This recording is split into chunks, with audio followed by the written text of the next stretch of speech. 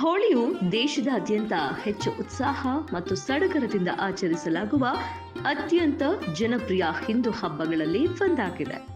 ಬಣ್ಣಗಳ ಹಬ್ಬ ಎಂದು ಕರೆಯಲ್ಪಡುವ ಹೋಳಿಯನ್ನ ಸಾಂಪ್ರದಾಯಿಕವಾಗಿ ಫೆಬ್ರವರಿ ಕೊನೆಯಲ್ಲಿ ಅಥವಾ ಮಾರ್ಚ್ ಆರಂಭದಲ್ಲಿ ಆಚರಿಸಲಾಗುತ್ತದೆ.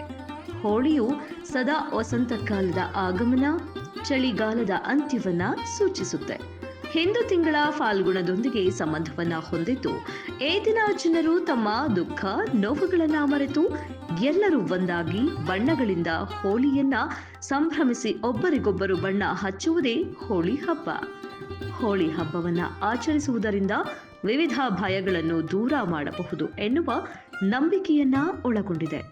ಭಗವಾನ್ ವಿಷ್ಣುವಿನ ಭಕ್ತನಾದ ಪ್ರಹ್ಲಾದನು ತನ್ನ ತಂದೆ ಹಿರಣ್ಯಕಶಿಪುವಿನ ದುಷ್ಟ ಆಲೋಚನೆಗಳಿಂದ ಈ ದಿನದಂದು ಮುಕ್ತನಾಗಿರುತ್ತಾನೆ. ಹಿರಣ್ಯಕಶಿಪುವಿನ ಸಹೋದರಿ ಹೋಲಿಕಾ ಎಂಬಾತಳು ಪ್ರಹ್ಲಾದನನ್ನ ತನ್ನ ಜ್ವಾಲೆಯಿಂದ ಹತ್ಯೆ ಮಾಡಲು ಮುಂದಾಗ್ತಾಳೆ. ಆದ್ರೆ ಭಗವಾನ್ ವಿಷ್ಣು ಪ್ರಹ್ಲಾದನನ್ನ ಹೋಳಿಕಾಳಿಂದ ರಕ್ಷಿಸಿ ಸ್ವತಃ ಹೋಳಿಕಾಳೆ ಆಕೆಯ ಜ್ವಾಲೆಯಿಂದ ಹತಳಾಗುತ್ತಾಳೆ.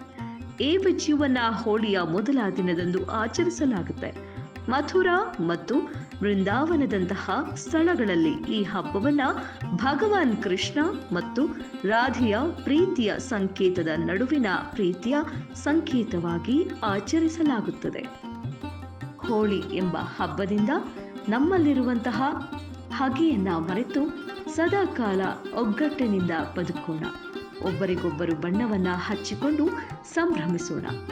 ನಾಡಿನ ಸಮಸ್ತ ಜನತೆಗೆ ವಿಜಯ ನ್ಯೂಸ್ ಪರವಾಗಿ ಹೋಳಿ ಹಬ್ಬದ ಶುಭಾಶಯಗಳು.